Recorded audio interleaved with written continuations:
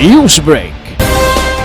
Samtang usamis mitala og 15 kasunog sa 2025 sagad hinungdan electric ignition. Mitala ang dakbayan sa usamis og napulog 5 ka insidente sa sunog sa 2025. Gipadayag ni City Fire Marshal Chief Inspector Lloyd M. Villaruya natol sa ulahing Peace and Order Council meeting sa dakbayan sa usamis. Dili palang dugay nga sumala sa ilang investigasyon sa maong hitabo. Migawas ang pinakadaghang kaso sa hinungdan sa sunog mao ang electrical ignition o bikil sa linya sa kuryente.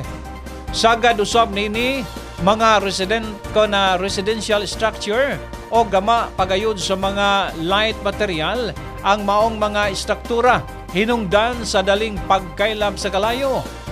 Kanunay nagpahimangno ang Bureau of Fire Protection, galikayan ang mga illegal tapping sa linya sa kuryente o likayan usab ang paggamit og mga appliances nga sobra sa kapasidad sa gisupply nga boltahe sa maong panimalay.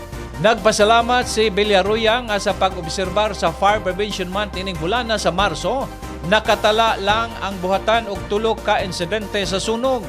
Apan bisan pa og gamay lang kini kon itandi sa mga nanglabayng panahon, apan gikasubo gihapon ni Villaruya ang maong insidente gumikan kay dili lalim kon dili lalim ang mawad-an og kabtangan bunga sa wala damhang kalamidad.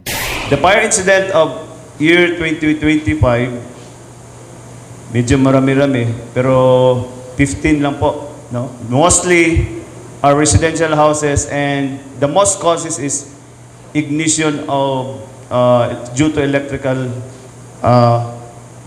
ignition. And today, 2026, and for information, this month is a fire prevention month, and we are very thankful because we have encountered only 3 fire incidents, and yung isa lang ang under investigation po, no? Doon sa residential sa Aguada.